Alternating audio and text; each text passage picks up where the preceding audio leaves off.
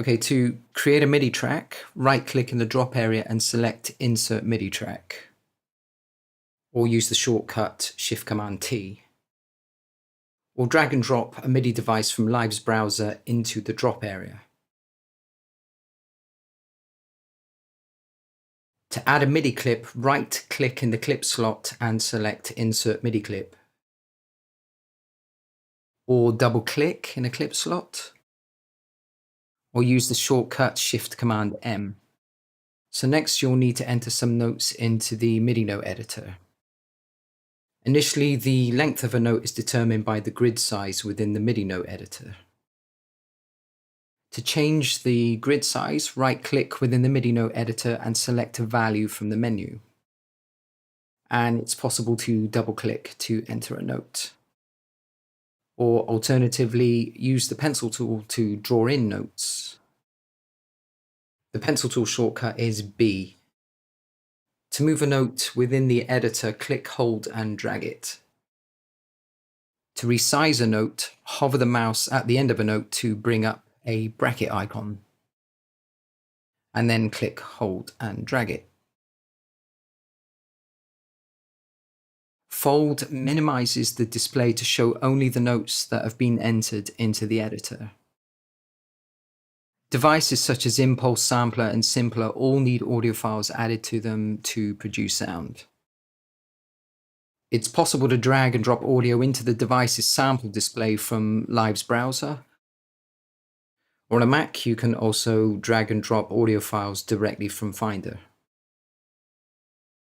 And I'll just undo that because I want the kick drum sound that I originally selected.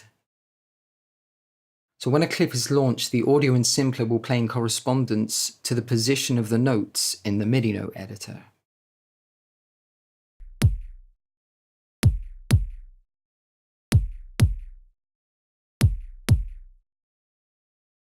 So devices such as synthesizers produce their own sound and don't need audio files added to them. Here I'm using the Melder M-Power synth. And Ableton Suite also comes with a selection of synths.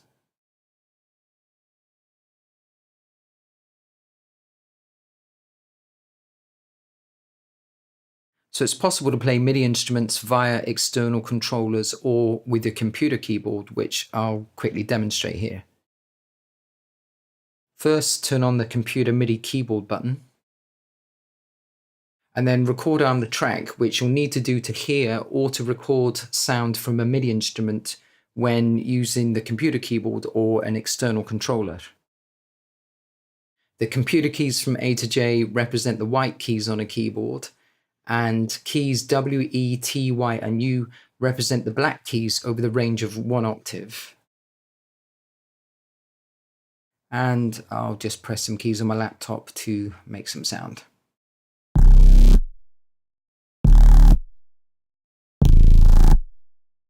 Pressing Z will move notes down an octave and X will move notes up an octave.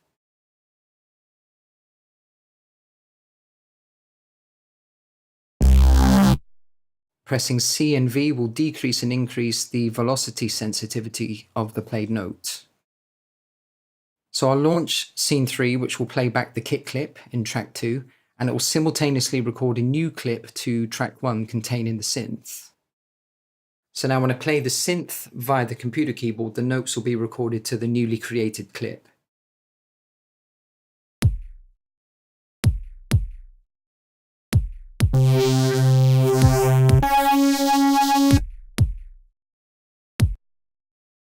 Yeah, that probably wasn't my finest hour, but you get the idea.